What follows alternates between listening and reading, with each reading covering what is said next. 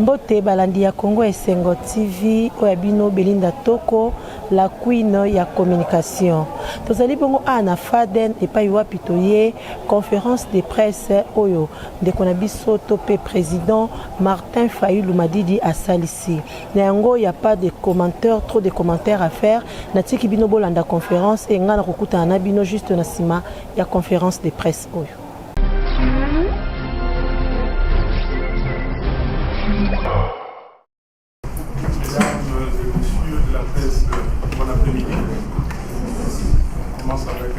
On attendait certains d'entre vous qui viennent, nous étions déjà prêts depuis 2h30. Comme vient de le dire Steve Spata, c'est vous qui allez surtout faire cette conférence de presse. J'ai parlé, je me suis adressé à la nation le 30 décembre dernier. Aujourd'hui, je pense qu'il y a quelques éclaircissements que vous, hommes et femmes de la presse, vous devriez avoir. Je dis vous pourquoi.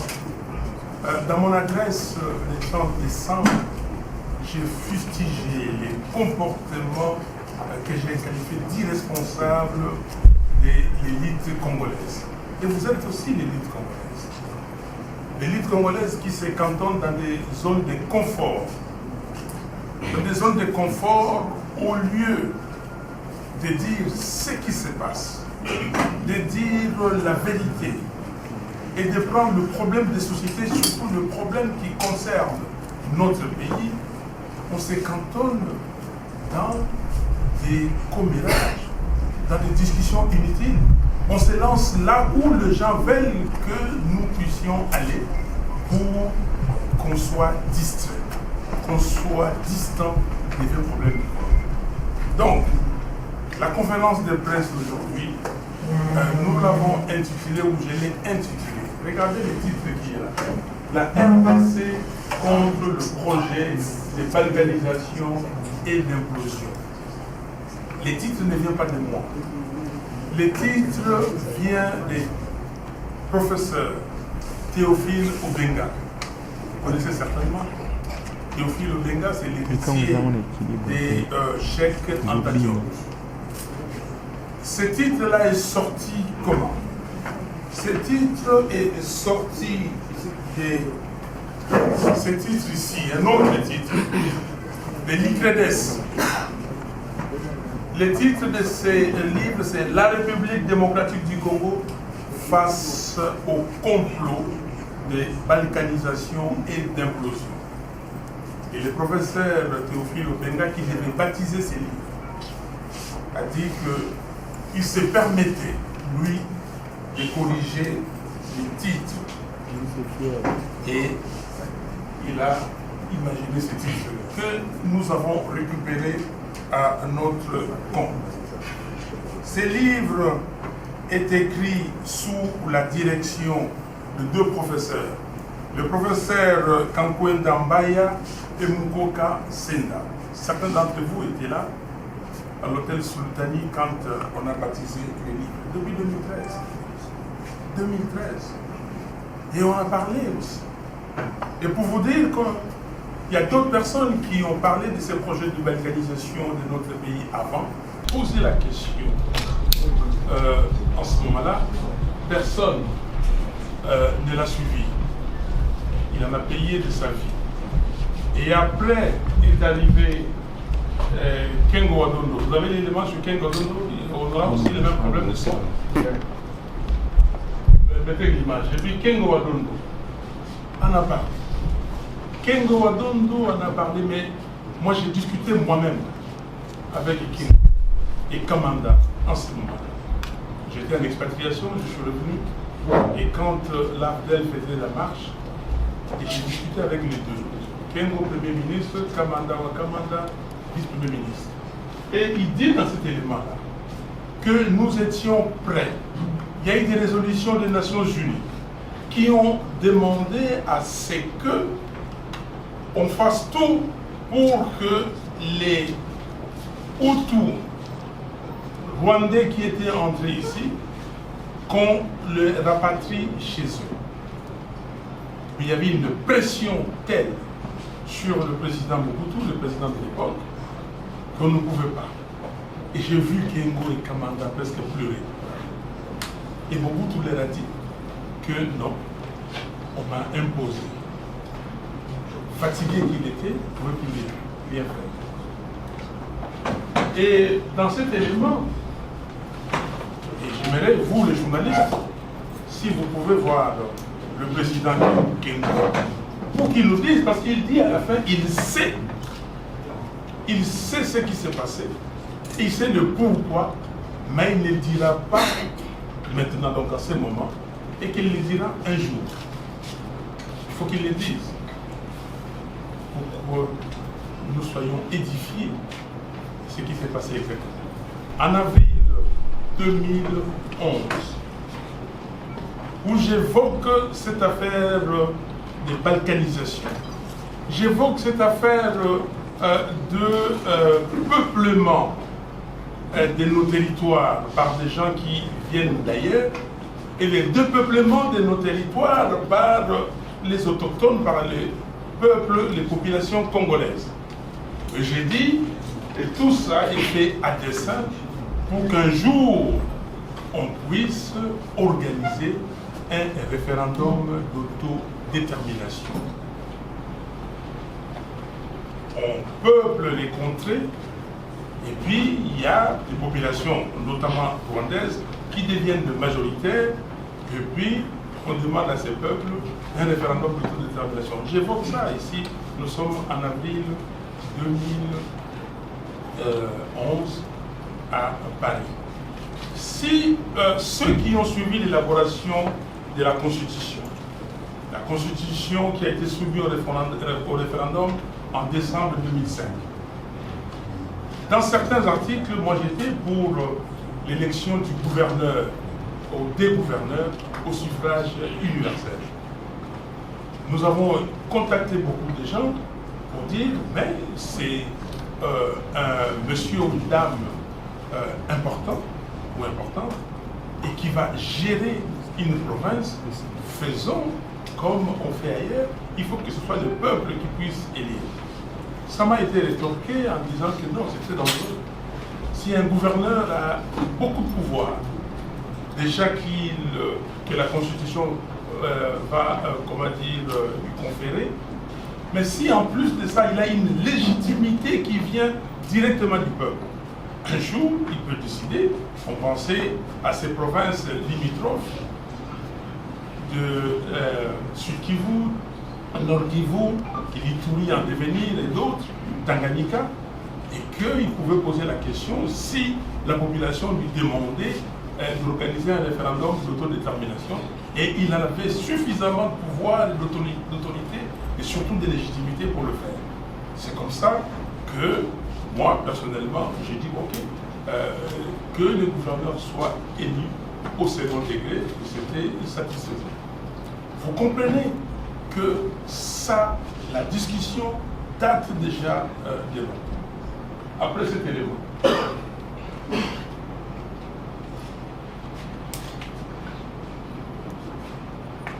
élément, ça, nous sommes à l'Assemblée nationale. Ma présence à l'Assemblée nationale pour la législature 2011-2016 était motivée par deux choses. La première, que avec les amis qu'on avait chez M. Kabila, d'échanger ou de réviser la Constitution. Et la deuxième, essayer de voir comment contrer cette affaire de l'Est de la République, ces assauts, comment les contrer. Et le président Lisanga Bounanga est là avec moi.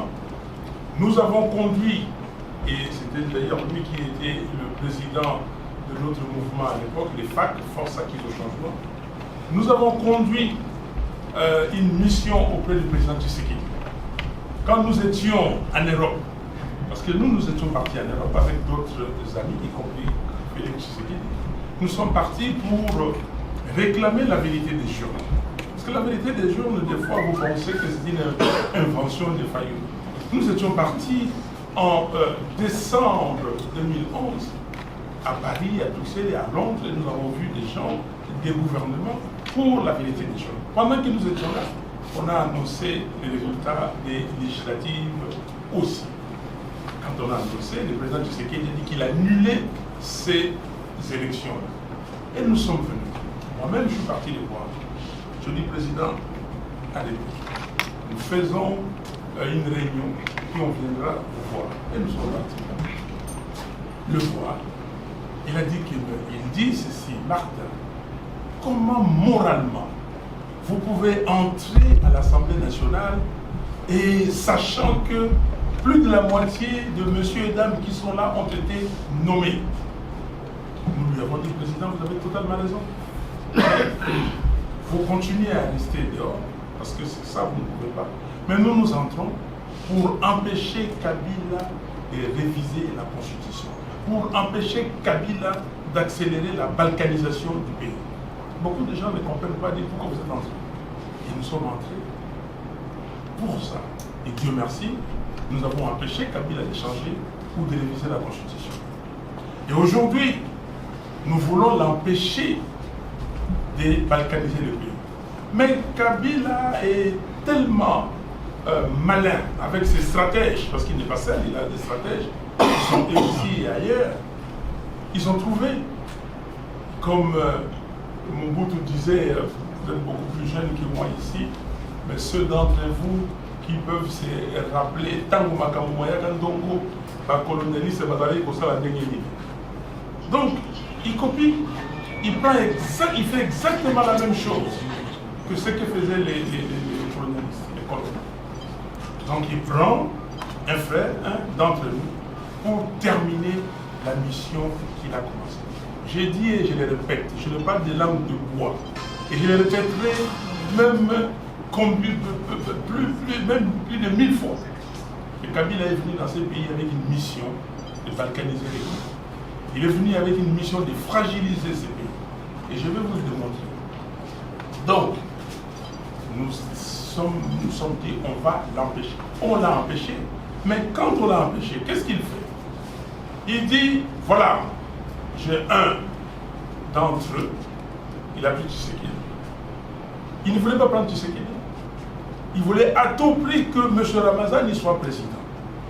Et quand nous discutions avec la communauté internationale, pour la communauté internationale, la ligne rouge, c'était que Kabila ne se présente pas.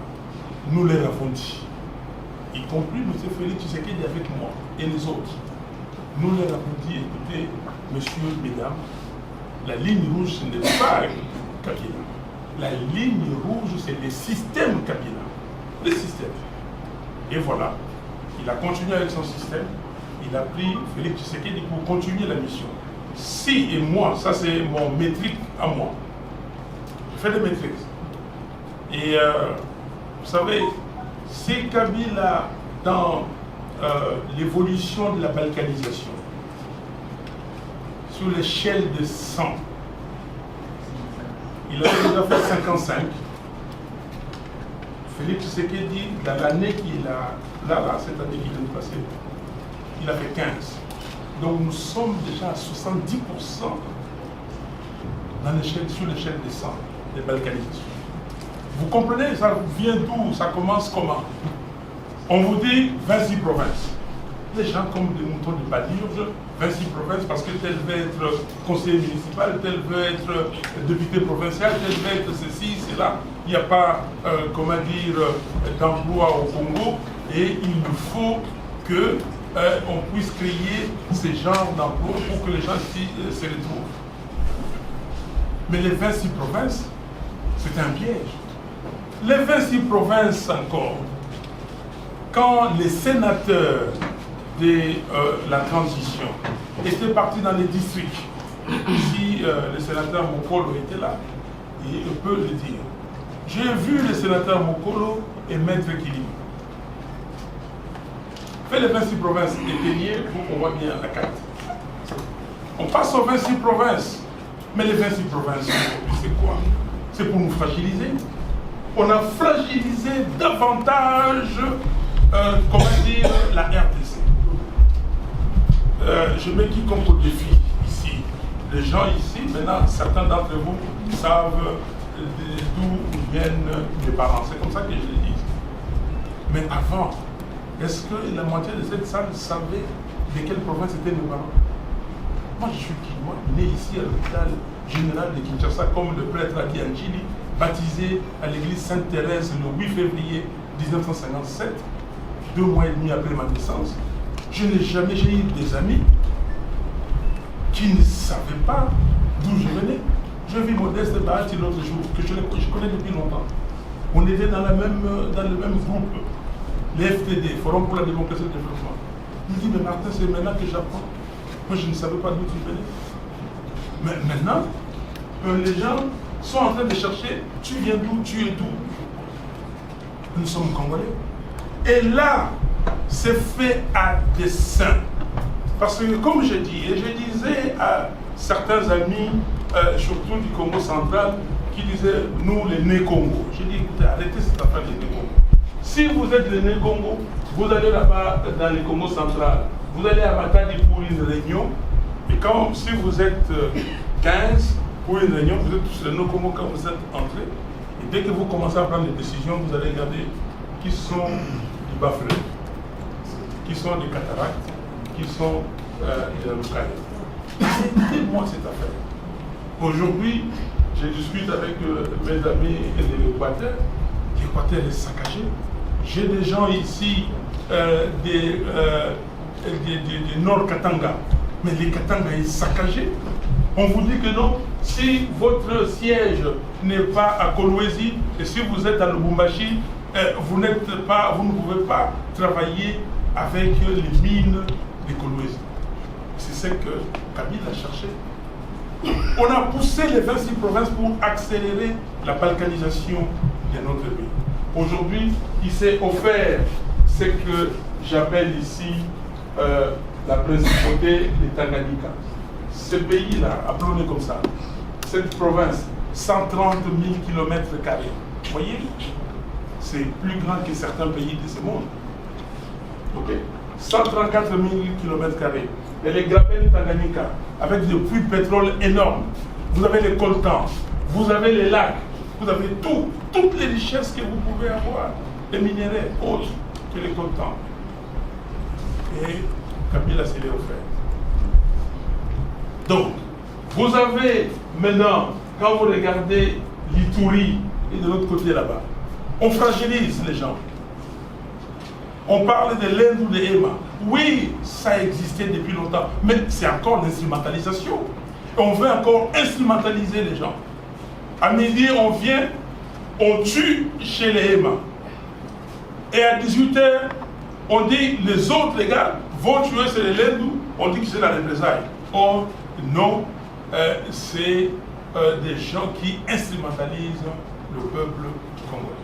Bilan de la campagne sur la vérité et sur le bilan est très positif et le peuple congolais a compris. Nous avons dit que nous allons démontrer à la face du monde que le peuple congolais réagit différemment. Et on n'avait pas préparé le peuple, on n'était pas préparé à ce qui est les descentes d'Alingala. Tolobaki na Tomi Bongisama quitté pour que ceux qui va passer par les terres de l'État peuple Bimanapalapa. Parce que Kanisa dit que non, Makambundenge Zali, ils ont vraiment appelé que mon tomo au salon de battre. Alors, il y a moins de gens qui n'ont peur. Togoya, Nagoya, Nabandeko, Koleka, et pas ignon, sur eux, tous qui na campagne, pour vous montrer que Bino Moutou, Bofotaki, Moto Bofotaki, pour la famille Yewa. Il y a moins de monde qui sont dans Njili, le 2 février, il y a Boulo et les Kaki, si le pays n'est pas une autre pays. Donc, si les autres sont occupés, pas d'amitié. Donc, Bandini, Kamboa. Yango, on a Sikoyo, et ça y est, les Kambo, il y a Bisso Banayamboka. Il y a les Kambo, il y a Bisso Banayamboka, tout à l'heure. Dès que nous avons na crise autozana. Et là, il dit que non, il faut aller au de la présidence. C'est pas ça le problème. Et quand institution légitime, même un dirigeant légitime.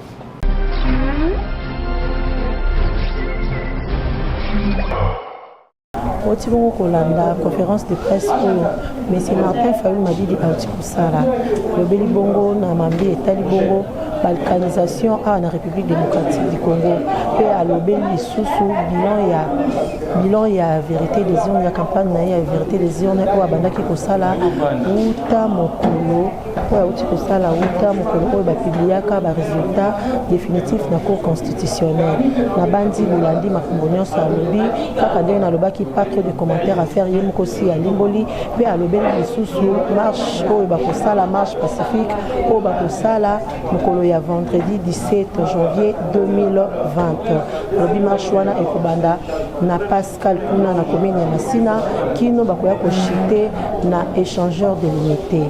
Merci na balandi na biso nyonso ya Congo Esengo Télévision kaka nde tolobaki tozala toujours wana mpona kosepesa bino tozala wana mpona kozela bino bainformation tozala wana mpona koinforme bino nalobi bongo merci na bandeko nyonso balandaki biso merci na Dodo Pongo Aigle na Magister merci na yo et puis merci aussi na Pichu Monsi oyo azalaki na nsima caméra au four et au moulin mpona kozela bino baimage oyo nga na bino tomona nini mokolo ezali koya mpona nouveau numéro ya émission oyo bye.